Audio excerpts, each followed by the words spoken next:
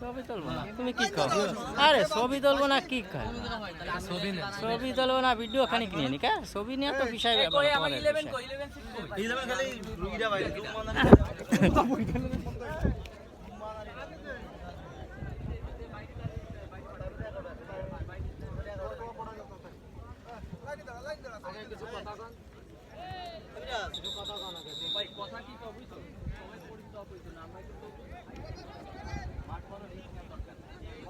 আমরা চিন্তা করতে বললে শুরু করে আউট করে দিই আগে আমরা সেভ করি তারপর আমরা খেলা খেলি